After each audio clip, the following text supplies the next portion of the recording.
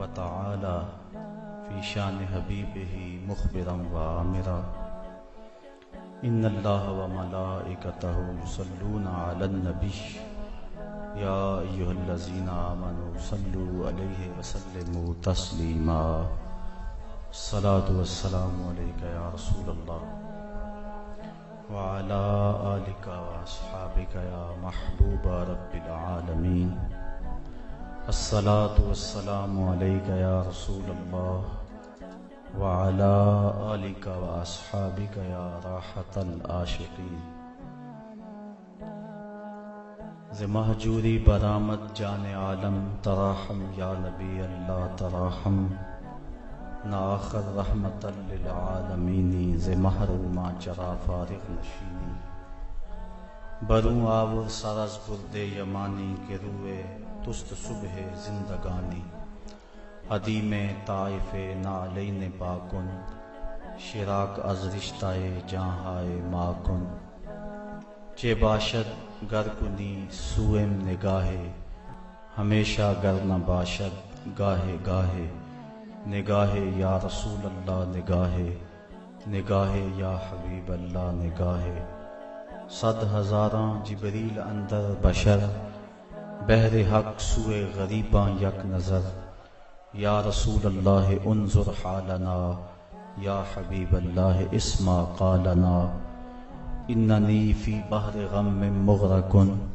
خذ یدی ساحل لنا اشکا لنا یا صاحب الجمال و یا سید البشر من وجهک المنیر لقد نور القمر لا يمكن الثناء كما كان حقه بعد از خدا بزرگ توئی قصہ مختصر تمام حمد و ثنا تعریف و توصیف اللہ جل مجدہ الکریم کی ذات پاک کے لیے جو خالق کائنات بھی ہے اور مالک شش جہات بھی۔ اللہ جل وعلا کی حمد و ثنا کے بعد حضور نبی اکرم شفیع امم رسول محتشم نبی مکرم اللہ کے پیارے امت کے سہارے رب کے محبوب دانائے غیوب مالک رقاب امم فخر عرب و عجم والی کون و مکان سیاہ لا مکان سید انس و جاں سرور لالا رخاں نیر تاباں سر نشین مہوشاں ماہ خوباں شہنشاہ حسینہ تتیمہ دوراں سر خیل زہرہ جمالاں جلوہ صبح ازل نور ذات لم یزل باعث تکوین عالم فخر آدم و بنی آدم نیر بطہا رازدار ما اوہا شاہد ما تغا صاحب علم نشرہ معصوم آمنہ احمد مجتبی حضرت محمد مصطفیٰ صلی اللہ علیہ وسلم کے حضور ناز میں اپنی عقیدتوں ارادتوں اور محبتوں کا خراج پیش کرنے کے بعد واجب الاحترام ذوی الاحتشام برادران اسلام السلام علیکم ورحمۃ اللہ وبرکاتہ۔ اسلام ایک مکمل ضابطہ حیات ہے، چند عبادتوں پر مشتمل ایک دین سمجھنا یہ اسلام کے ساتھ زیادتی ہے۔ زندگی کے ہر شعبے میں اسلام ہمیں رہنمائی دیتا ہے۔ حقوق اللہ کی ادائیگی کی تلقین اور عدم ادائیگی پر شریعت اسلامیہ کی طرف سے جو تہدید اور جو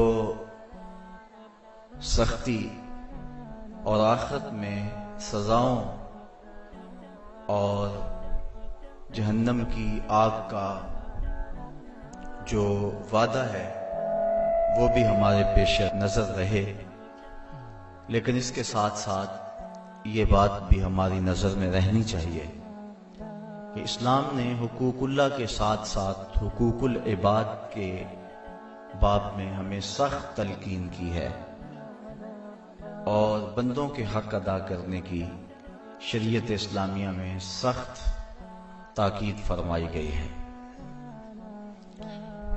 مدینہ شریف میں ایک خاتون کے بارے میں حضور علیہ السلام کو عرض کی گئی کہ وہ کثرت کے ساتھ نمازیں پڑھتی ہے، روزے رکھتی ہے، اور اس کے نیک اعمال کا تذکرہ حضور کے سامنے کیا گیا۔ آقا کریم علیہ السلام نے اس کے بارے میں کوئی رائے دینے سے قبل ارشاد فرمایا، اس کا ہمسایوں کے ساتھ سلوک کیسا ہے؟ بعض بات ایسا ہوتا ہے کہ کسی شخص کے سجدوں کی کہانی سن لیں تو ہم بس وہی رک جاتے ہیں، اس کے دیگر معاملات کے بارے میں غور و فکر نہیں کرتے۔ حضرت عمر فاروق رضی اللہ تعالی عنہ کے پاس کسی شخص کا تذکرہ چلا تو کسی نے کہا بڑا اچھا آدمی ہے، تو آپ نے فرمایا تو نے اس کے ساتھ سفر کیا ہے؟ کہا نہیں۔ فرمایا تو نے اس کے ساتھ کوئی کاروبار کیا ہے؟ کہنے لگا نہیں۔ تو فرمایا پھر اپنی رائے کو محفوظ رکھو، جب تک تم اس کے ساتھ سفر نہیں کر لیتے اور لین دین نہیں کر لیتے اتنی دیر تک اس کے بارے کوئی قطعی رائے قائم نہ کرو۔ تو جب صحابہ نے اس عورت، اس خاتون کے بارے میں اس کی نیکیوں، اس کے سجدوں، اس کے روزوں کا تذکرہ کیا تو آقا کریم نے کوئی رائے دینے سے قبل ارشاد فرمایا کہ اس کا ہمسایوں کے ساتھ سلوک کیسا ہے؟ عرض کی حضور ہمسایوں کے ساتھ اس کا سلوک اچھا نہیں ہے، تو فرمایا وہ جہنمی ہے۔ اس طرح ایک عورت کا تذکرہ کیا گیا جس کی نمازیں معمول کی تھیں، لیکن ہمسایوں کے ساتھ اس کے سلوک کی صحابہ نے داستان بیان فرمائی تو اللہ تعالیٰ کے محبوب علیہ السلام نے ارشاد فرمایا وہ عورت جنتی ہے۔ قرآن مجید میں سورہ ماعون کے اندر اللہ تعالیٰ جل شانہ نے ان لوگوں کی مذمت کی ہے جو نماز تو پڑھتے ہیں لیکن ہمسایوں کے ساتھ اچھا سلوک نہیں کرتے۔ تو حقوق العباد کی شریعت اسلامیہ کے اندر سخت تلقین کی گئی ہے، لیکن ہمارا ایک مزاج ہے، ایک شخص شراب پیتا ہے ہم سارے اس سے نفرت کرتے ہیں کہ یہ شرابی ہے۔ یہ درست ہے کہ شراب پینا اچھا عمل نہیں ہے، لیکن اگر کوئی شخص غیبت کرتا ہے، اور بدقسمتی سے اس دور میں ہماری کوئی مجلس بھی غیبت سے خالی نہیں ہے، تو اس کے بارے میں ہمارے دل میں کوئی ایسے جذبات پیدا نہیں ہوتے، جبکہ غیبت بھی اسی طرح برا جرم ہے جس طرح شراب پینا کبیرہ گناہ ہے، اس طرح غیبت کرنا بھی کبیرہ گناہ ہے۔ بلکہ اللہ تعالیٰ نے قرآن مجید کے اندر ارشاد فرمایا تم میں سے کوئی پسند کرتا ہے کہ اپنے مردہ بھائی کا گوشت کھائے، جس طرح تم اس کو ناپسند کرتے ہو تو غیبت کو بھی ناپسند کرو۔ تو غیبت انتہائی برا عمل ہے، لیکن ہمارے معاشرے کے اندر بہتات ہے اس عمل کی، اور اس معاشرتی جرم کو ہم جرم ہی نہیں سمجھتے ہیں۔ تو دین ہمارے خواہشات کے تابع نہیں ہے، یہ موم کی ناک نہیں ہے کہ جس طرح چاہیں ہم کوئی رائے قائم کر لیں۔ اسلام نے ہمیں حقوق اللہ کی تلقین بھی کی ہے اور حقوق العباد کی ادائیگی کی تلقین بھی ہمیں فرمائی ہے۔ صحابہ کو ایک دن حضور نے پوچھا مفلس شخص کون ہے؟ عرض کی حضور جس کے پاس درہم و دینار نہ ہو؟ فرمایا نہیں، مفلس وہ شخص ہے جو کل قیامت کے دن اچھے اعمال کے ساتھ آئے گا، نمازوں روزوں کے ساتھ آئے گا، لیکن کسی کا حق غصب کیا ہوا ہوگا، کسی سے ظلم کیا ہوا ہوگا، تو اس کے بدلے میں کوئی نمازیں لے جائے گا، کوئی روزے لے جائے گا، تو وہ کنگال اور مفلس رہ جائے گا۔ علماء لکھتے ہیں کہ 2 پیسے اگر کسی کا قرض دینا ہو تو قیامت کے دن ان 2 پیسوں کے عوض میں 700 نماز با جماعت لے لی جائے گی، کیونکہ اس دن پیسے تو ہوں گے نہیں، عمل کی پونجی ہی ہوگی۔ تو مفلس وہ شخص ہوگا کہ جس کے اعمال تو بڑے ہوں گے لیکن اس نے کسی کے ساتھ ظلم کیا ہوگا، کسی کے ساتھ زیادتی کی ہوگی، کسی کا حق غصب کیا ہوگا، کسی کی امانت میں خیانت کی ہوگی، اور اس کی ساری نمازیں روزے جو ہیں اس معاملے میں چلے جائیں گے، اور وہ مفلس شخص ہوگا۔ وہ مفلس اور کنگال شخص حشر کے میدان میں ہوگا، اس کے پلے پھر کچھ بھی نہیں بچے گا۔ تو حقوق العباد کی ادائیگی از حد ضروری ہے۔ جن لوگوں کے حق ادا کرنے ہمارے اوپر لازم ہیں ان میں سے میاں اور بیوی ایک دوسرے کے حق ادا کریں۔ یہ ہمارے معاشرے کی ایک بنیادی اکائی ہے۔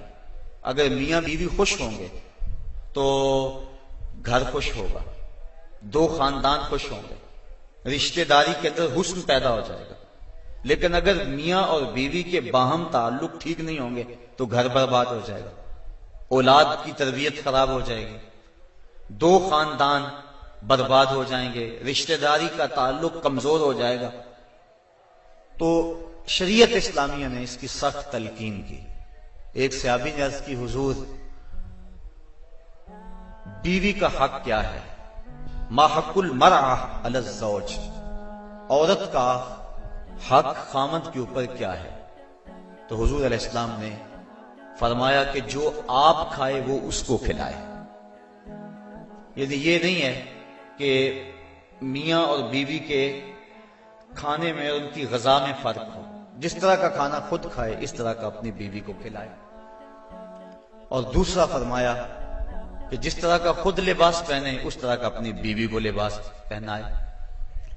تیسرا حق حضور علیہ السلام نے یہ بیان فرمایا کہ تو اس کے چہرے پہ نہ مارے، گھر میں 100 شکر رنجی ہو جاتی ہے، ولا یضرب بالوجہ، چہرے پہ نہ مارے۔ آقا کریم علیہ السلام نے فرمایا لا تضربوا اماء اللہ، اللہ کی لونڈیوں کو مارو نہ، منع فرمایا گیا۔ بعض مرد اپنی حاکمیت جگانے کے لیے، اپنے تغلب کو ظاہر کرنے کے لیے عورت پر تشدد کرتے ہیں اور سمجھتے ہیں کہ یہ ہم نے بڑی بہادری کی ہے۔ یہ کوئی اچھا کام نہیں ہے وہ جو اس نے کیا ہے، شریعت نے روکا ہے، منع کیا ہے۔ عورت مارنے سے درست نہیں ہوگی بلکہ معاملہ اور خراب ہو جائے گا۔ عورت کو بارے میں حضور نے ارشاد فرمایا یہ ٹیڑھی پسلی سے پیدا کی گئی ہے، اگر اس کو بالکل سیدھا کرنا چاہو گے تو یہ ٹوٹ جائے گی، اور اگر تم جو ہے وہ کوشش نہیں کرو گے تو ٹیڑھی کی ٹیڑھی رہے گی۔ اس لیے اس کی اصلاح کی کوشش بھی کرو، لیکن یہ تصور کہ بالکل درست ہو جائے۔ عورت کی کچھ چیزیں عورت کا حسن ہے۔ اللہ تعالیٰ نے قرآن مجید کے اندر ارشاد فرمایا کہ وہ لوگ جو محسن اور غافل عورتوں کے اوپر تہمت لگاتے ہیں، تو محسنات الغافلات، اللہ تعالیٰ جل شانہ نے یہ عورت کا حسن شمار کیا ہے، عورت کی خوبی بیان فرمائی ہے، غافل ہونا۔ مرد بڑا زمانے ساز ہو تو یہ اس کا حسن ہے، لیکن عورت بھولی بالی ہو، صرف امور خانہ داری کو جانتی ہو، باہر کے معاملات کو نہ جانتی ہو، یہ عورت کا حسن ہے۔ تو یہ لازمی نہیں ہے کہ عورت بھی مرد کی طرح تیز ہو۔ آج جس معاشرے میں ہم جی رہے ہیں، آج عورت کو مردوں کے مقابل کھڑا کر دیا گیا اور وہ گھر کے کام کو بوجھ سمجھتی ہے، اور ہوٹل کے اندر کتنے کتنے لوگوں کو کھانا کھلا رہی ہے۔ گھر میں کہتے ہیں میرے ساتھ ظلم ہو رہا ہے۔ ایئر ہوسٹس بھرتی ہو گئی ہے تو 400 جو ہے وہ مسافروں کو جو ہے وہ پانی پیش کر رہی ہے، اور کتنے لوگوں کی بھوکی نظروں کا شکار ہو رہی ہے۔ ہر کوئی اپنی خواہش کے مطابق اس سے بات کر رہا ہے، تو وہ اتنے لوگوں کی خدمت کر رہی ہے، یہ ظلم نہیں ہے؟ اور گھر میں 10 بچوں کا کھانا پکائے اور اپنے خامد کے باپ کا اور اس کی ماں کا کھانا پکائے اور ان کی خدمت کرے تو سارے چیخ اٹھتے ہیں یہ ظلم ہو گیا، ادھر 300 اور 400 لوگوں کی خدمت کر رہی ہے۔ یہ عجیب سا ماحول ہے۔ تو عورت کی کچھ چیزیں جو ہیں وہ اس کا حسن ہے، اور وہی اس کی زندگی کا نکھار ہے، اور وہی اس کی خوبی ہے۔ تو اللہ تعالیٰ نے قرآن مجید کے اندر غافلات کا لفظ عورت کی خوبیوں کو شمار کرتے ہوئے بیان فرمایا۔ تو یہ چونکہ پسلی ٹیڑھی رہے تو پسلی کے ٹیڑھا ہونے میں بھی ایک حسن ہے، اگر سیدھی ہو جائے تو حسن زائل ہو جائے گا، اس لیے فرمایا کہ یہ ٹیڑھی پسلی سے پیدا کی گئی ہے تو یہ بالکل سیدھی بھی نہیں ہو سکتی ہے، اس کی ناقص العقل ہے، اس کے اندر کچھ کمی ہے۔ اور ایک موقع پہ حضور نے ارشاد فرمایا اگر اس کی کچھ عادتیں تمہیں ناپسند ہیں تو کچھ ایسی عادتیں بھی تو ہوں گی جو تمہیں پسند ہوں گی۔ یعنی ساری عادتیں دیکھو نا، مجموعی طور پہ دیکھنا ہے، وہ تمہاری کتنی خدمت کرتی ہے، ماں باپ کو چھوڑ کے آئی ہے، بہن بھائیوں کو چھوڑ کے آئی ہے، تم سے پہلے اٹھتی ہے، تمہارے بعد سوتی ہے۔ اور کبھی کبھار ایسا ہوتا ہے کہ میاں بیوی اکٹھے کہیں گئے ہوتے ہیں تو راستے کے اندر دونوں آ رہے ہیں، بچہ بیوی نے اٹھایا ہوا ہے جبکہ طاقتور مرد ہے، اور پھر جب واپس گھر پہنچتے ہیں تو خاوند کہتا ہے کہ جلدی جلدی پانی بناؤ، اور وہ کبھی برف توڑ رہی ہے، کبھی چینی ملا کے پانی تیار کر رہی ہے، اور پھر سب سے پہلے خاوند کو دیتی ہے، بچتا ہے تو خود پیتی ہے۔ کمزور بھی بیوی ہے، دونوں ایک طرح کی دھوپ میں چل کے آئے ہیں، بچہ بھی بیوی نے اٹھایا ہوا تھا، اور آ کے خاوند بیوی کو کہتا ہے کہ یہ کام تو کر، لیکن پھر بھی اس کی زبان پہ شکوہ نہیں آتا، اس کو کہتا ہے تم پانی تیار کرو، پانی پیتا کہتا اب کھانا پکاؤ۔ اس گرمی میں پھر بیوی باورچی خانے میں چلی جاتی ہے، کھانا پکا کے آدھے گھنٹے کے بعد پھر مرد کے سامنے رکھتی ہے، وہ کھاتا ہے، کھا کے پھر کہتا ٹانگیں دباؤ، اور شکوہ نہیں کرتی کہ عجیب بات ہے تیرے ساتھ میں بھی اسی طرح تھکی ہوں، میں نے بچہ بھی اٹھایا ہوا تھا، میں نے پھر پانی تیار کیا، اب کھانا سخت گرمی میں بنایا۔ یہ اس کی اچھی عادت ہے۔ تو فرمایا اگر تم اس کی کچھ عادتوں کو دیکھ کر پریشان ہوتے ہو تو کچھ اس کی عادتیں ایسی بھی تو ہوں گی جو تمہیں پسند ہوں گی۔ تو اگر یہ تم سوچ لیا کرو تو میاں بیوی کے اندر محبت کا رشتہ مستحکم ہوگا، کمزور نہیں ہوگا۔ بلکہ ایک انگریز نے لکھا، وہ کہتا ہے کہ کوئی شے بھی جو ہے اس کے کوئی نہ کوئی فائدے ضرور ہوتے ہیں۔ وہ مثال دیتا ہے، وہ کہتا ہے جو گھڑی بند پڑی ہے نا، ایک دن میں 2 مرتبہ وہ بھی سچ بولتی ہے۔ مثال کے طور پہ گھڑی بند ہوگی 12 بجے، تو جب دن کے 12 بجے ہیں اس وقت گھڑی سچ بول رہی ہوتی ہے، رات کو جب 12 بجتے ہیں تو گھڑی سچ بول رہی ہوتی ہے۔ کہتا جو خراب گھڑی ہے وہ بھی دن میں 2 مرتبہ سچ بولتی ہے۔ تو اگر کسی شخص کی خرابیاں تمہیں نظر آئیں تو اس کی کوئی خوبی بھی ڈھونڈ لیا کرو، مکھی کی طرح نہیں کہ سارے بدن کو چھوڑ کر جہاں زخم ہو وہاں ہی بیٹھنا ہوتا ہے، جہاں خوشبو ہو وہاں بھی تو جاؤ۔ اس لیے فرمایا حضور علیہ السلام نے، اور ذرا غور تو کیجئے، خاندانوں کو جوڑنے کا اور میاں بیوی کے اندر باہم محبت پیدا کرنے کا یہ کتنا حکمت بھرا جملہ ہے۔ یہ جوامع الکلم سے ہے یہ جملہ، اور کتنا حسن ہے اس جملے کے اندر۔ فرمایا اگر اس کی کوئی بات تمہیں ناپسند ہے تو کوئی اس کی ایسی بات بھی تو ہوگی جو تمہیں پسند ہے، اور تم اس کو دیکھ لو۔ بلکہ صوفیہ فرماتے ہیں اگر خوبی دیکھنے کا شوق ہو تو کسی اور میں دیکھو، اور برائی دیکھنے کا شوق آئے تو اپنے اندر دیکھو۔ اگر انسان اپنی زندگی کے اندر یہ رویہ بنا لے تو زندگی میں حسن آ جاتا ہے، لیکن ہمارا جو عمومی رویہ ہے، ہم برائیاں اوروں میں دیکھتے ہیں اور خوبیاں ساری اپنے اندر دیکھتے ہیں۔ وہ کیا کسی نے کہا تھا کہ کسی کی طرف انگلی اٹھانے والا ذرا غور تو کرے کہ باقی انگلیاں اس کی اپنی طرف اٹھ رہی ہیں، تو ذرا تدبر تو کرے، ذرا غور تو کرے۔ اس لیے فرمایا اگر اس کی کوئی عادت تمہیں ناپسند ہے، ناگوار ہے، تو کوئی اس کی ایسی عادت بھی ہوگی کہ جو تجھے پسند ہوگی، اس عادت کو دیکھ کر کے تم اس کے ساتھ محبت کر سکتے ہو۔ اور آقا کریم نے یہ بھی فرمایا خیرکم لأہلہ وآنا خیرکم لأہلی، تم میں سے بہتر وہ ہے جو اپنے اہل خانہ کے ساتھ بہتر ہے، اور فرمایا تم میں سے سب سے بہتر میں ہوں جو اپنے اہل خانہ کے ساتھ بہتر ہوں۔ حضور اپنے اہل خانہ کے ساتھ جو حسن سلوک کیا ہے تاریخ اس پہ گواہ ہے۔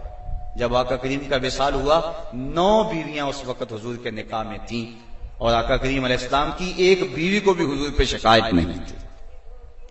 جبکہ اتنی کثرت سے ازواج ہوں تو اس وقت شکایت کا پیدا ہو جانا لازم ہے، لیکن اس انداز کے ساتھ حضور نے حسن سلوک کیا ان کے ساتھ، ان کے درمیان عدل قائم فرمایا، اور ان کے ساتھ محبت جو حضور کی تھی وہ مثال ہے ایک۔ حضرت سیدہ طیبہ طاہرہ حضرت خدیجہ الکبریٰ رضی اللہ تعالی عنہا کا جب آخری وقت آیا تو انہوں نے اپنی بیٹی حضرت فاطمہ الزہرا رضی اللہ تعالی عنہا کو بھیجا، کہا جاؤ اپنے باپ سے چادر مانگ لاؤ۔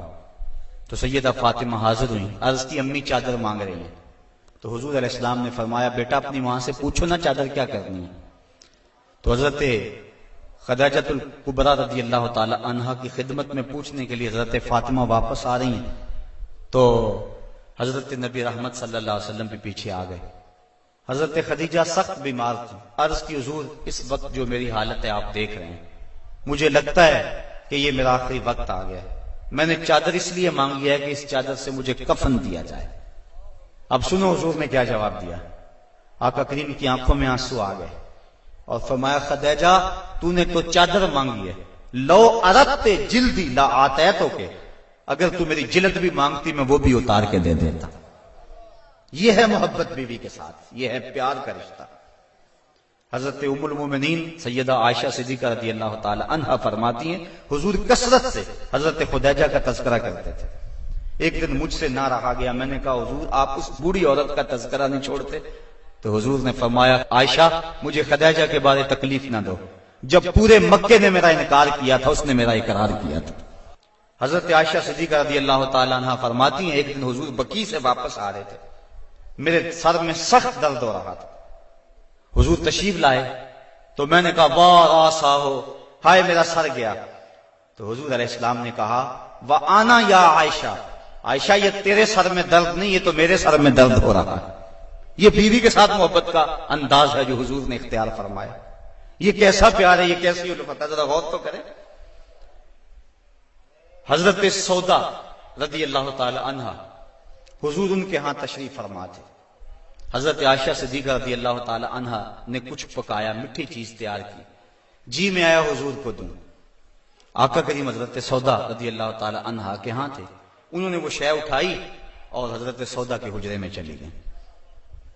وہ چیز رکھی، کھانا شروع کیا، حضور بھی تناول کر رہے ہیں، حضرت عائشہ رضی اللہ تعالی عنہا بھی تناول کر رہی ہیں، لیکن حضرت سودا نہیں لے رہے۔ ان کے دل میں یہ بات آ گئی کہ میری باری تھی اور یہ کھانا تیار کر کے ادھر لے آئی ہیں، اس لیے وہ نہیں کھا رہے۔ تو حضرت عائشہ صدیقہ رضی اللہ تعالی عنہا نے اس حلوے یا اس کھیر سے انگلی کے ساتھ تھوڑی سی چیز لگائی، حضرت سودا کے رخسار پہ مل دی۔ اب حضرت سودا نے عرض کی حضور یہ دیکھو انہوں نے کیا کیا ہے۔ تو آقا کریم نے فرمایا نیکی کی جزا نیکی اور برائی کی جزا برائی، ایسا کرو کہ تم بھی بدلہ لے لو۔ تو حضرت سودا نے انگلی لگائی اور حضرت عائشہ صدیقہ رضی اللہ تعالیٰ عنہا کے چہرے پہ لگا دی۔ اب ان کے چہرے پہ بھی وہ حلوہ یا وہ کھیر وغیرہ لگی ہے، ان کے چہرے پہ بھی لگی ہوئی ہے۔ باہر دروازے سے دستک ہونے لگے، دروازے پر کسی نے دستک دے دی۔ اب حضور تشریف لے گئے، دیکھا تو حضرت عمر فاروق کھڑے تھے، ابھی غالباً حجاب کی آیتیں نہیں اتری تھی، تو حضور جلدی جلدی آئے، فرمایا منہ دھو لو عمر آ رہے ہیں۔ اب دونوں کے ساتھ عدل بھی فرمایا حضور نے، اور ایسی شگفتگی بھی پیدا ہو گئی۔ بعض مرد سمجھتے ہیں کہ ہم مرد ہیں اور ہمیں عورتوں کے ساتھ بالکل سیریس رہنا چاہیے، ان کے ساتھ کوئی مزاح نہیں کرنا چاہیے، جبکہ مزاح فرمانا چاہیے۔ عورتوں کے ساتھ حضور نے فرمایا ہے۔ حضرت عائشہ صدیقہ رضی اللہ تعالی عنہا اور حضور جا رہے تھے کسی سفر پہ، حضور کی عادت یہ تھی جب قافلے میں ہوتے سفر کرتے تو سب سے پیچھے ہوتے، تو قافلہ تھوڑا سا آگے چلا گیا، تو حضور نے فرمایا عائشہ دوڑ نہ لگائیں، عرض کی ہاں ٹھیک ہے۔ حضرت عائشہ صدیقہ رضی اللہ تعالیٰ عنہ کہتی ہیں کہ میں پتلی دبلی تھی، میں اپنے پاؤں سے آگے نکل گئی۔ یہ لفظ کہ حضرت عائشہ صدیقہ نے یہ نہیں کہا میں حضور سے آگے نکلی، بلکہ ادب کا یہ عالم ہے، کہا میں اپنے پاؤں سے آگے نکل گئی۔ خیر معاملہ ختم ہو گیا، کافی عرصہ بیت گیا۔ ایک دن پھر ہی ایسا موقع بنا، میرے جسم میں تھوڑی سی فربہی آ گئی تھی، تو حضور نے فرمایا عائشہ دوڑ نہ لگائیں، میں نے کہا لگاتے ہیں۔ تو جب دوڑ لگائی تو میں پیچھے رہ گئی، حضور آگے چلے گئے، تو حضور نے پیچھے پلٹ کے دیکھا اور مسکرا کے فرمایا یہ اس دن والا بدلہ ہو گیا۔ تو اب مزاح فرمایا حضور علیہ السلام نے، اور حضرت عائشہ صدیقہ رضی اللہ تعالی عنہ فرماتی ہیں کہ اللہ کے محبوب علیہ السلام مجھے حمیرہ کہہ کے پکارتے تھے، یہ محبت کا عالم تھا۔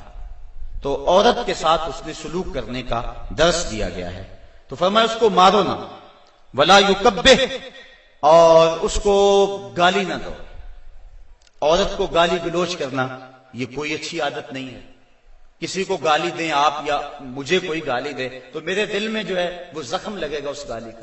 وہ کیا کسی عربی شاعر نے کہا ہے، تلوار کے زخم ہیں وہ مٹ جاتے ہیں لیکن جو زبان کے زخم ہیں وہ نہیں مٹتے۔ کسی کا مارا ہوا بول ختم نہیں ہوتا۔ اب کسی کو کوئی بات کہہ دے تو ساری زندگی وہ زخم نہیں مٹتا۔ تو جن میاں بیوی نے اکٹھے رہنا ہو ساری زندگی اور وہ خامد گالیاں دے تو بیوی کے دل میں کتنی نفرت پیدا ہو جائے گی۔ یہ آئلی زندگی کا سسٹم تباہ ہوگا یا نہیں ہوگا؟ اس لیے حضور نے فرمایا کہ چوتھا حق یہ ہے کہ وہ گالی نہ دے، اور پانچواں حق یہ بیان فرمایا حضور نے وَلَا يَحْجُرْ إِلَّا فِي الْبَيْتِ۔ عورت کی کوئی عادت ناپسند ہے یا کوئی ایسا معاملہ ہو گیا تو حکم ہے پہلے سے سمجھاؤ، اگر وہ سمجھتی نہیں ہے تو پھر حکم ہے کہ اس کا بستر الگ کر دو۔ اب علماء نے اس کے ساتھ بھی شرط لگائی ہے، بستر الگ کرنے کا یہ مفہوم نہیں ہے کہ اس سے بول چال چھوڑ دو، اگر بول چال چھوڑ دو گے بچوں پہ اثر پڑے گا۔ بستر کو الگ کرنا یہ تمہارے میاں بیوی کا معاملہ ہے، بچوں کو پتہ نہ چلے، بچوں کی تربیت خراب ہو جائے گی اگر تم اس سے جو ہے وہ ایسا الجھاؤ پیدا کر لو گے۔ اور پھر کہا کہ فی البیت، اس کو الگ گھر میں کرو، اس کو میکے نہ بھیجو، اگر میکے بھیجو گے تو اس کے والدین کو تکلیف ہوگی، تو تمہارے دو خاندانوں کے اندر فساد بپا ہوگا۔ کیسی حکمت بھرے جملے ہیں۔ فرمایا ایک تو اس کو جدا کرو، دوسرا گھر کے اندر کرو، کسی تیسرے کو کانوں کان خبر نہ ہو، اور عورت جو ہے وہ تمہاری جدائی برداشت نہیں کر سکے گی، کیونکہ عورت کی فطرت اور ضرورت ہے مرد، وہ مرد کو دیکھ کر تسکین پاتی ہے، اور مرد کا چہرہ اجڑ جائے تو گھر اس کو کھانے کو آتا ہے، گھر میں اسے سکون ہی ملے گا، ہر طرح کی دولت و آسودگی ہو، لیکن خامد کا چہرہ سیدھا نہ ہو تو عورت کو سکون ہی نہیں ملے گا۔ اس لیے فرمایا کہ تم اس سے ناراض ہو جاؤ، بگڑ جاؤ، لیکن گھر کے اندر بستر سے الگ ہو جا، الگ سونا شروع کر دو، لیکن گھر کے اندر، تاکہ بچوں کے حالات پر بھی فرق نہ آئے اور تمہارے خاندانوں کے اندر بھی تفریق نہ پڑے۔ تو کہا یہ حق ہیں عورت کے مرد کے ذمے۔ اب ذرا ان پہ بار بار غور کریں۔ فرمایا جو خود کھاتے ہو انہیں کھلاؤ، جو خود پہنتے ہو انہیں پہناؤ، اور چہرے پر نہ مارو، اور فرمایا ان کے بستر الگ کر دو اور ان کو گالی نہ دو۔ یہ حضور علیہ السلام نے عورت کے حق بیان فرمائے۔ اور پھر حضور نبی رحمت صلی اللہ علیہ وآلہ وسلم نے یہ بھی ارشاد فرمایا، اکمل المؤمنین ایمانا احسنهم خلقا وخیارکم خیارکم لأہلہ۔ فرمایا تم میں سے کامل ایمان اس شخص کا ہے جس کے اخلاق اچھے ہیں، خلق اچھا ہے، جس کا منہ میٹھا ہے، جس کی بولی ٹھیک ہے۔ وہ کیا کسی نے کہا تھا، لہجے میں اگر رس ہو تو دو بول بہت ہیں۔ انسان کو رہتی ہے محبت کی زبان یاد، انسان کو محبت کی بولی یاد رہتی ہے۔ تو کہا کہ جس کا خلق اچھا، اور دوسرا فرمایا جو اپنے اہل خانہ کے ساتھ ٹھیک ہے، سارے زمانے سے ٹھیک ہے، گھر والوں سے ٹھیک نہیں ہے، تو پھر کیسے زندگی میں سکون آئے گا، طمانینت آئے گا، کیسے چین آئے گا؟ تو تم میں سے بہتر وہ ہے جو اپنے گھر والوں کے ساتھ بہتر ہے۔ اور ابھی روایت میں نے آپ کے سامنے رکھی جس میں حضور نے فرمایا کہ میں تم میں سے سب سے زیادہ اپنے گھر والوں کے ساتھ حسن سلوک کرنے والا ہوں اور اچھائی کرنے والا ہوں۔ تو یہ حکم دیا گیا کہ وہ اچھے انداز کے ساتھ اپنی بیوی کے ساتھ حسن سلوک کرے، اس کو جو ہے وہ مکروہ نہ جانے، اور اس کو برا نہ کہے، اس کو گالی نہ دے۔ دوسری طرف عورت کو کہا الرجال قوامون علی النساء، مرد عورتوں پر قوام ہیں، حاکم ہیں، امیر ہیں۔ یہ اس لیے فرمایا گیا کہ اگر دونوں رائے دیں اور شریعت فیصلہ نہ دے کہ کس کی رائے مقدم ہوگی، رائے میں اختلاف بھی ہو سکتا ہے، تو پھر آئلی سسٹم پھر بھی تباہ ہوگا۔ عورت رائے دے، مرد اس کو قبول کرے، اس کی رائے کی پرواہ نہ کرے، یہ مرد کے لیے مناسب نہیں ہے۔ اس طرح عورت گھر کے اندر عضو معطل بن جائے گی، وہ سمجھے گی کہ میری تو اس گھر میں اہمیت ہی کوئی نہیں، میں جو بات کرتی ہوں مجھے کوئی پوچھتا ہی نہیں ہے۔ عورت بندہ اپنی مرضی بھی کرنی ہے، عورت کی رائے لے لے۔ جب کسی کی رائے لیتے ہو آپ کسی معاملے میں تو اس کی عزت افزائی ہوتی ہے۔ تو اس لیے عورت کے ساتھ مشاورت کریں، اس کی بات کو اہمیت دیں، اگر اس کی بات قابل قبول نہیں ہے تو اچھے انداز اس کو سمجھائیں۔ لیکن فرض کرو کہ رائے مختلف ہوگی ہیں تو رائے کس کی کو ترجیح ہوگی؟ مرد کی رائے کو ترجیح ہوگی۔ جس طرح کہ میں نے حقوق والدین کو عنوان سے عرض کیا تھا کہ ماں کچھ اور کہتی ہے، باپ کچھ اور کہتا ہے، اب کس کی بات مانیں گے، ماں کی یا باپ کی؟ ماں کا درجہ بہت سارا ہے، لیکن ماں کہتی ہے یہ کرو، باپ کہتا ہے یہ کرو۔ تو علماء نے جزیہ بیان فرمایا کہ خدمت میں ماں مقدم ہے، تعمیل حکم میں باپ مقدم ہے۔ پہلے تو ماں باپ کو چاہیے اولاد کو کسی مشقت میں نہ ڈالیں، کسی مصیبت میں نہ ڈالیں، لیکن اگر ایسا کبھی ہو جائے تو خدمت میں ماں کو ترجیح دیں۔ جب باہر سے آئیں تو پہلے ماں کی ٹانگیں دبائیں، اس کے پاؤں دبائیں، پھر اس کے بعد باپ کے۔ خدمت میں ماں کو ترجیح دیں، لیکن جب حکم کی تعمیل کی بات آئے پھر باپ کو ترجیح دیں، کیونکہ قوام باپ ہے، گھر کا حاکم اور امیر باپ ہے۔ اگر باپ کی بات نہیں مانی جائے گی تو پھر گھر میں فساد برپا ہو جائے گا۔ اسی طرح زوجین میں سے خامد کی بات کو ترجیح اگر دی جائے گی تو یہی معاشرے کا بھی حسن ہے اور خاندان کے اندر بھی اسی میں عزت ہے۔ اگر خامد کچھ اور کہتا ہے، بیوی کچھ اور کہتی ہے، بات بیوی کی مان لی جائے تو گھر میں تو مصیبت بن گئی۔ خامد کو کوسنے دیں گی اس کی بہنیں بھی، اس کے بھائی بھی، اس کی ماں بھی کہے گی، باپ بھی کہے یہ بیوی کے پیچھے لگ گیا۔ لیکن اگر بیوی خامد کے پیچھے لگ جائے تو یہ بیوی کے لیے حسن ہے۔ مرد کا بیوی کی اطاعت کرنا یہ مرد کے لیے حسن نہیں ہے، لیکن بیوی کا مرد کے پیچھے لگ جانا اور اس کی بات کو مان لینا یہ جو ہے وہ حسن ہے بیوی کے لیے، اور یہ اس کی اطاعت کے زمرے میں آتا ہے۔ تو مرد حاکم بنایا گیا ہے، لیکن حاکم کا یہ مطلب بھی مرد نہ سمجھے کہ وہ جب چاہے عورت کو مارنا شروع کر دے، اس کو غلام سمجھے اور اس کی اہمیت ہی نہ سمجھے، بلکہ عورت کو برابر مشاورت میں شریک رکھے۔ جس طرح مرد عورت پہ ناراض ہو جاتا ہے، عورت کو بھی حق ہے کہ وہ مرد پہ ناراض ہو جائے کسی معاملے میں، اور جس طرح عورت مرد کو مناتی ہے، مرد بھی اپنی بیوی کو منا سکتا ہے، راضی کر سکتا ہے۔ اس میں کوئی حرج نہیں ہے، چونکہ گھر میں شکنجی ہو سکتی ہے۔ بخاری شریف میں روایت موجود ہے، حضور نبی رحمت صلی اللہ علیہ وسلم نے ارشاد فرمایا، عائشہ جب تم ناراض ہوتے ہو مجھے پتہ چل جاتا ہے۔ عرض کی حضور کیسے؟ فرمایا جب تم راضی ہوتی ہو اس وقت کوئی بات ہو تو قسم اٹھاتی تو کہتی ہو رب محمد، مجھے محمد کے رب کی قسم، اور جب تم ناراض ہوتی ہو اور کوئی بات ہو تو قسم اٹھاتی ہو تو کہتی ہو رب ابراہیم، مجھے ابراہیم کے رب کی قسم ہے۔ تو مجھے پتا چل جاتا ہے کہ اب تم ناراض ہو اور اب تم راضی ہو۔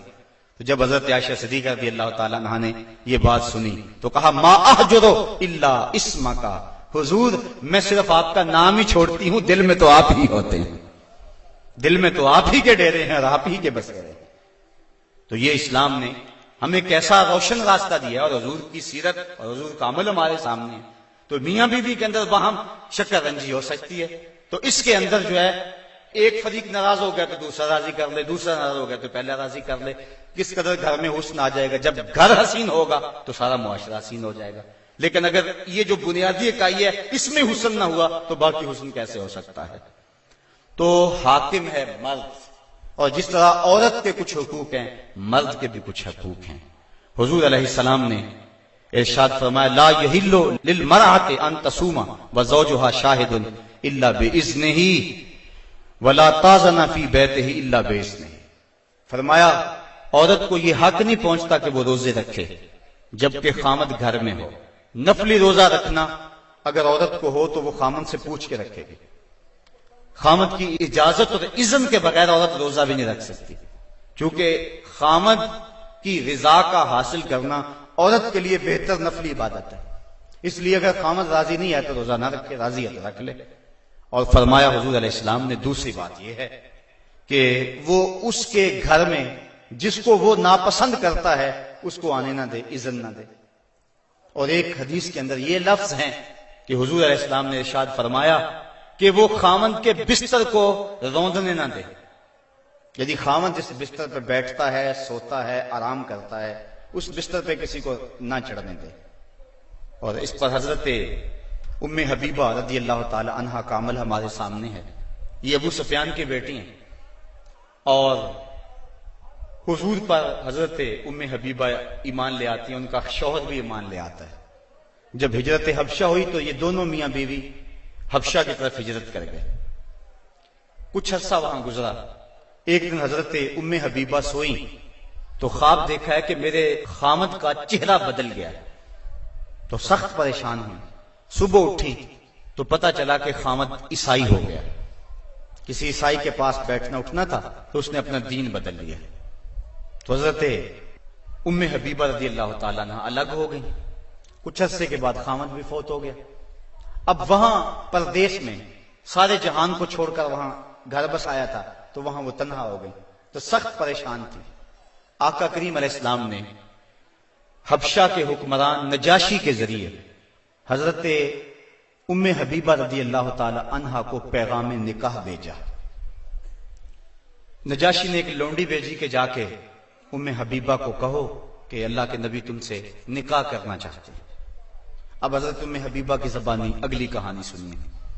کہتی میں گھر میں بیٹھی ہوئی تھی کہ باہر دروازے پہ دستک ہوئی، میں نے دروازہ کھولا تو ایک خاتون کھڑی تھی، میں نے اس کو بٹھایا تو وہ کہنے لگی میں نجاشی کی سمت سے آئی ہوں، اللہ کے محبوب صلی اللہ علیہ وسلم نے تجھے نکاح کا پیغام بھیجا ہے۔ کہتی ہیں ایک لمحے کے لیے تو میں حیران ہوئی اور پھر میری خوشی کی انتہا نہ رہی، اور گھر کے اندر جو کچھ موجود تھا اس وقت میرے پاس، میں نے سب کچھ بطور انعام اس لونڈی کو دے دیا۔ میں نے کہا میرے مقدر کے حضور کے نکاح میں آؤں۔ پھر اللہ کے محبوب علیہ السلام نے ان سے نکاح کر لیا، وہ مدینہ تشریف لے آئیں۔ ابو سفیان ان کو ملنے کے لیے مدینہ پہنچے، حضور علیہ السلام کی چارپائی بچھی ہوئی تھی، تو یہ جا کے بیٹھنے لگے تو انہوں نے بستر لپیٹ لیا۔ تو ابو سفیان کہنے لگا رملہ تمہیں کیا ہو گیا؟ یہ بستر میرے قابل نہیں سمجھتی ہو یا مجھے بستر کے قابل نہیں سمجھتی ہو؟ تو حضرت ام حبیبہ کہنے لگی کہ یہ بستر اللہ کے رسول کا ہے اور میں نہیں پسند کرتی کہ اس کے اوپر کوئی مشرک بیٹھے۔ تو کہنے لگا ابو سفیان کہ تم بڑا بدل گئی ہو۔ پھر اللہ تعالیٰ نے ان کو بھی اسلام کی بہاریں عطا فرما دی۔ تو یہ حق ہے خامند کا بیوی کے اوپر کہ خامند کے بستر کے اوپر کسی کو نہ بیٹھنے دے۔ اللہ کے محبوب علیہ السلام نے فرمایا ایما امرات ماتت وزوجها عنها راض دخلت الجنہ، وہ عورت جو اس حال میں مری کہ اس کا خامند اس پہ راضی تھا، فرمایا وہ عورت سیدھی جنت میں جائے گی۔ اور ایک روایت میں ایسا ہے کہ 4 شخص ایسے ہیں کہ جن کو جنت میں جانے میں کوئی رکاوٹ نہیں ہوگی۔ ان میں سے ایک وہ شخص جس نے اپنے والدین کی خدمت کی اور والدین اس پہ راضی ہوئے، دوسرا وہ شخص جس کے بال بچے زیادہ تھے، ذرائع آمدنی تھوڑے تھے، لیکن اس نے بچوں کے پیٹ میں حرام کا ایک لقمہ بھی نہیں جانے دیا، تیسرا وہ شخص جس نے ایسی پکی توبہ کی گناہوں کی طرف دوبارہ پلٹنا اس کے لیے اتنا ہی مشکل ہے جس طرح تھنوں سے نکلے ہوئے دودھ کو واپس کیا جائے، اور چوتھی وہ خاتون کہ جس نے اپنی ساری محبتیں اپنے خامد پہ نچھاور کر دی اور اس حال میں فوت ہوئی کہ اس کا خامد اس پہ راضی تھا۔ فرمایا ان 4 کو جنت میں جانے سے کوئی بھی نہیں روک سکتا۔ تو عورت کی جنت مرد ہے، اگر وہ مرد کو راضی کر دے گی تو جنت کی راہوں کی مسافر ہے، اور اگر وہ اپنے شوہر کو راضی نہیں کر پاتی تو اللہ کے محبوب علیہ السلام نے فرمایا میں نے کثرت کے ساتھ عورتوں کو دوزخ میں دیکھا ہے۔ عرض کی حضور کس وجہ سے؟ فرمایا ایک تو کثرت سے لعنت کرنے والی ہوتی ہیں اور دوسرا خامد کی ناشکری کرنے والی ہوتی ہیں۔ یہ 2 بد خصلتیں عورت میں ایسی ہیں جو عورت کو جہنم کا ایندھن بنا دیتی ہیں، ورنہ عورت جو اپنے خامد اور شوہر کے ساتھ وفا کرتی ہے۔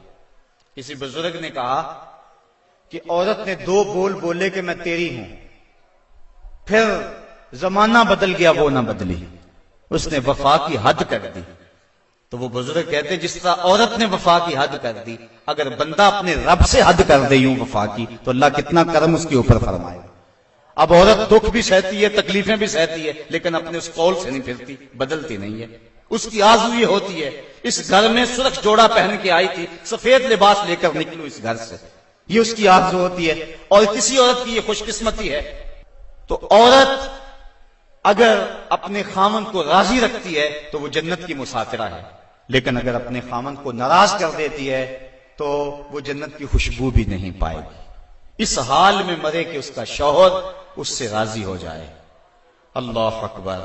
اللہ کے محبوب علیہ السلام نے مردوں کو عورتوں کے ساتھ اور عورتوں کو مردوں کے ساتھ حسن سلوک کرنے کی تلقین ارشاد فرمائی، اور آقا کریم نے جو آخری وصیت اپنی امت کو کی، اس کے بعد حضور علیہ السلام کا وصال ہو گیا، اس کے بعد کوئی وصیت نہیں ہے حضور کی زبان سے جو نکلی ہو۔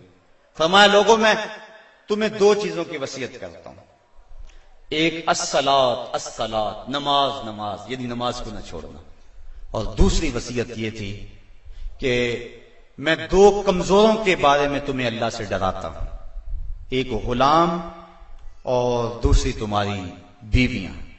ان 2 کمزوروں کے بارے تمہیں اللہ سے ڈراتا ہوں، ان پہ ظلم نہ کرنا، انہوں نے بھاگ تو جانا نہیں ہے، گھر سے نکل تو جانا نہیں ہے، تو ان پہ ظلم کرو گے تو یہ دکھی ہو جائیں گے، تو آقا کریم علیہ السلام نے فرمایا ان دو کمزوروں کے بارے میں میں تمہیں اللہ سے ڈراتا ہوں. بلکہ اس قدر حضور نے عورتوں کی نزاکت کا لحاظ رکھا. ایک سفر پہ تھے، ایک شخص اونٹوں کو ہانک رہا تھا، اس کا نام تھا انجشا. تو وہ جلدی جلدی اونٹوں کو نا ہانکنے کی کوشش کر رہا تھا تاکہ جلدی پہنچ جائے. تو آقا کریم نے فرمایا انجشا آہستہ آہستہ. فرمایا یہ جو اونٹوں کے اوپر عورتیں بیٹھی ان کی طرف اشارہ کر کے کہا یہ نازک آبگینے ہیں، کہیں ٹوٹ نہ جائیں. عورتوں کو نازک آبگینے قرار دیا. آج ہمارے معاشرے کے اندر گھروں میں جو جنگ و جدل کا ماحول ہوتا ہے اور عورتوں کے ساتھ جو سلوک کیا جاتا ہے، بتاؤ یہ نازک آبگینے سلامت رہ سکتے ہیں؟ حضور نے تو فرمایا انجشا اپنے اونٹوں کی رفتار کو کم کرو، کہیں یہ نازک آبگینے نہ ٹوٹ جائیں. اور پھر سنو حضور نے کیا فرمایا، حبب الیہ من دنیاکم ثلاث. لوگوں تمہاری دنیا سے مجھے صرف 3 چیزیں پسند ہیں. رنگ و نور سے سجی ہوئی یہ کائنات تمہیں مبارک ہو.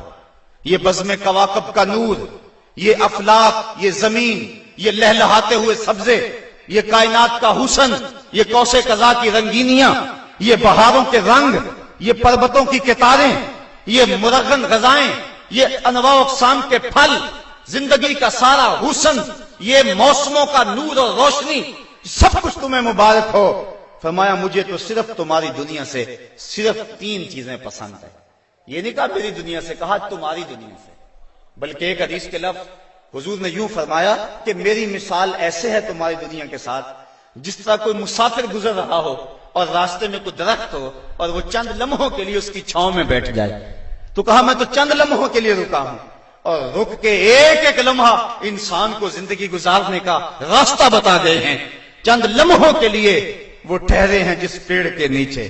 سنا ہے آج تک اس پیڑ کا سایہ مہکتا ہے، آج تک وہاں روشنیاں پھیلی ہوئی ہیں. تو کہا حبب الیہ من دنیاکم ثلاث، مجھے تمہاری دنیا سے صرف 3 چیزیں پسند ہیں. الطیب والنساء وجعلت قرۃ عینی فی الصلاۃ.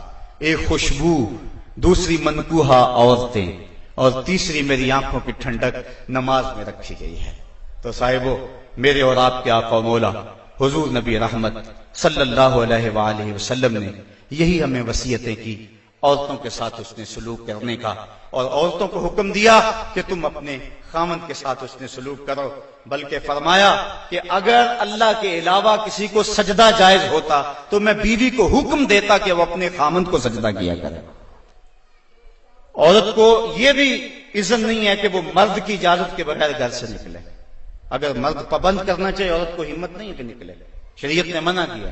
بلکہ حضور نے ارشاد فرمایا جب کوئی عورت مرد کی رضا اور اذن کے بغیر گھر سے باہر نکلتی ہے تو آسمانوں کے سارے فرشتے اس عورت پہ لعنتیں نازل کرتے ہیں. اور پھر جب وہ گزرتی ہے جن راہوں سے، انسانوں اور جنوں کے علاوہ باقی ہر درخت، ہر پتھر، ہر شے جو راستے میں آتی ہے اس عورت پہ لعنت بھیجتا ہے. تو عورت کو مرد کے اذن کے بغیر گھر سے نکلنے سے روکا گیا. اس کو کہا کہ تو گھر میں ٹھہری رہنا، تیری یہ وفا کا تقاضا ہے. اور دوسرے مرد کو حکم دیا گیا کہ تو نے اس کا خیال رکھنا ہے، جو خود کھائے اس کو کھلائے، جو خود پہنے اس کو پہنائے. اگر کوئی نوبت تکرار اور لڑائی کی آ جائے اس کے چہرے پہ نہیں مارنا.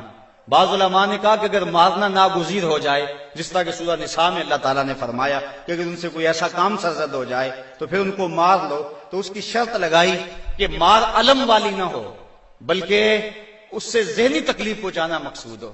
اور بعض نے کہا کہ مسواک کی مقدار کے اندر روئی لے کر اس روئی کا ایک ڈنڈا بنایا جائے اور روئی اس عورت کو ماری جائے. اب بتاؤ روئی کے ڈنڈے مارنے سے عورت کو کوئی تکلیف ہوگی یا سرہانہ پکڑ کے اس کو مارو گے تو کوئی تکلیف ہوگی؟ تو مقصد عورت کے اوپر مرد نے اپنے غصے کو نکالنا ہے، ورنہ یہ ایک ایسا نازک آبگینہ ہے کہ اگر تم ڈنڈوں سے مارنے لگو گے، ٹھڈوں سے مارو گے اور زبان سے گالیاں دے گے تو یہ مقدس رشتہ اور یہ نازک آبگینہ ٹوٹ جائے گا اور گھر کا ماحول خراب ہو جائے گا. وہی میاں بیوی کامیاب زندگی گزارتے ہیں اور انہی کی اولادیں درست ہوتی ہیں جو ان چیزوں کا لحاظ اور خیال رکھ کے محمد عربی کی سنت سیرت پہ عمل کرتے ہیں. اور جنہوں نے اپنے گھر کو جنگ کے نقشے میں بدلا ہوا ہوتا ہے، وقتی طور پہ وہ روب جھاڑ بھی لیں لیکن ان کی زندگی کے اندر حسن اور طمانیت نہیں ہوتا۔ تو آج میں نے اس نشست کے اندر یہ چند باتیں آپ کے سامنے رکھیں۔ اللہ تعالیٰ جل شانہ کی بارگاہ میں دعا ہے کہ مجھے اور آپ کو رسول کریم کے بتائے ہوئے راستوں پر چلنے کی توفیق عطا فرمائے، اور حضور نے جس طرح اپنی ازواج کے ساتھ حسن سلوک کیا ہے، اس طرح ہمیں حضور کے نقوش پا کی برکتیں عطا فرمائے اور زندگی کا حسن ہمیں عطا فرما دے۔